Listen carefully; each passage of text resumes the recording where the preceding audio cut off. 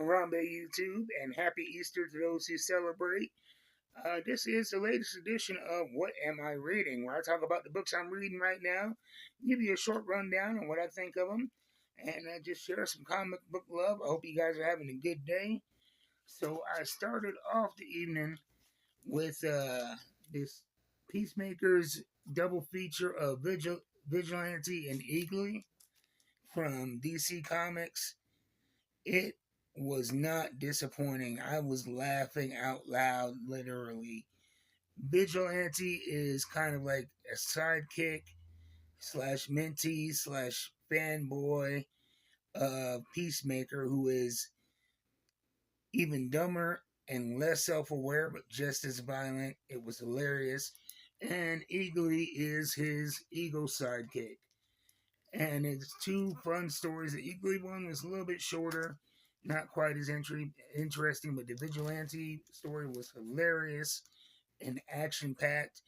I subscribed to it immediately afterwards. I'm definitely going to be getting in number two.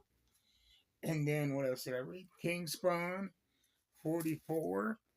Getting more into the mystery of the this bad guy that comes around, it seems, every 20 or so years and kidnaps boys for rituals, and Al Simmons is being framed for the kidnapping and what happened at the FBI station.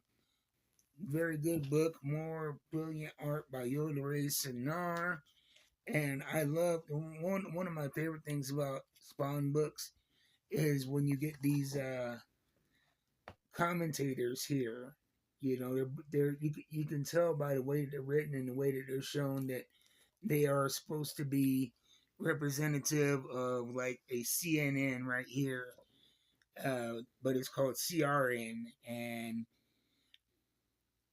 Infobuzz right here, which is a very left leaning type blog, and then we have the Patriot, who is clearly based on Alex Jones with his crazy conspiracy theories, kind of trying to get their heads around the supernatural happenings in the world of Spawn. That always cracks me up.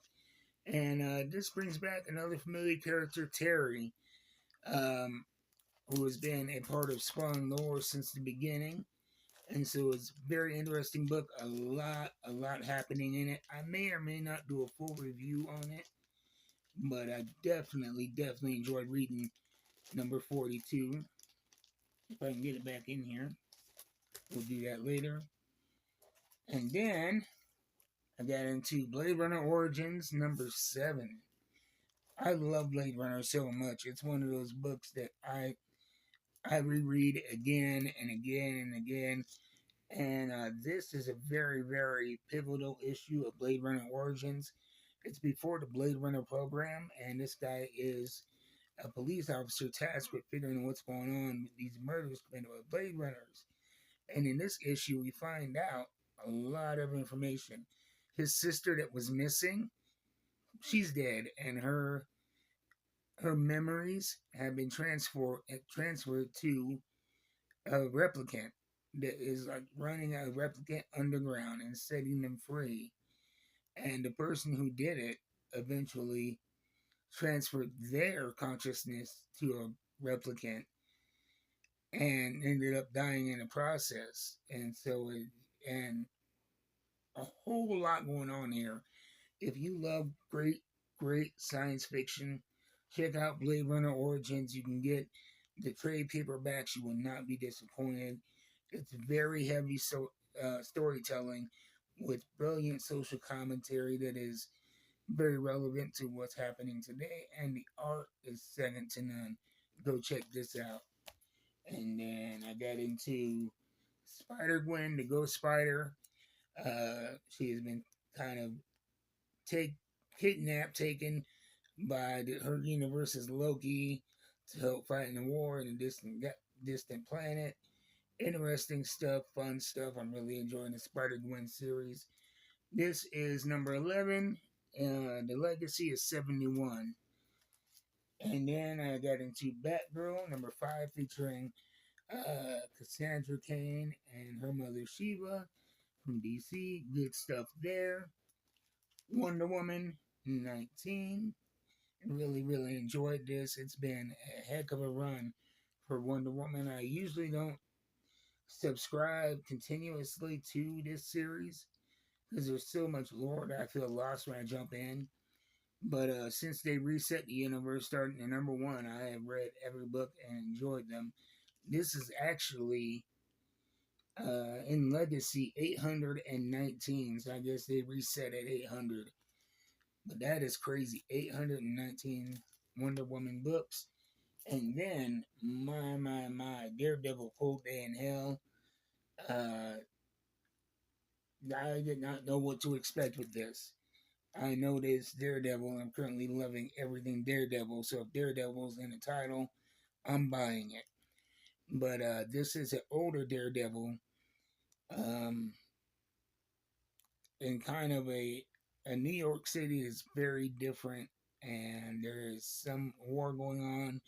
They don't really give you a lot of background on how we got here. It's just that we are here. And when you find him, he's mourning at a grave, which you assume is Elektra until he gets up. And it's like, no, it's Fisk. He's mourning Fisk. And it gets more interesting from there. This did not. It, yeah, the art was great, but it didn't read like a comic. It read to me like a novel. Some brilliant writing going on in here. I'll give the writer some credit. Let's see who wrote this. But yeah, Daredevil Cold Day in Hell #1. I'm really looking forward to seeing how it works out.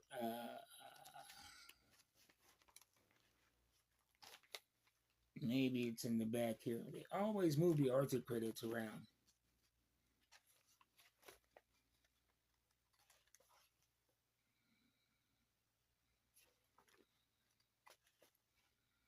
Here we go. The story is by Charles Soule and Steve McNiven. The dialogue by Charles Soule, the art by Steve McNiven, and the letters are by VC's Clayton Cowles, and the cover art was Stephen McNiven. So, yeah, great team on this. Definitely check it out at the local comic book store. Anyway, that's our reading. Let me know what you guys are reading in the comments down below, and I will see you next time.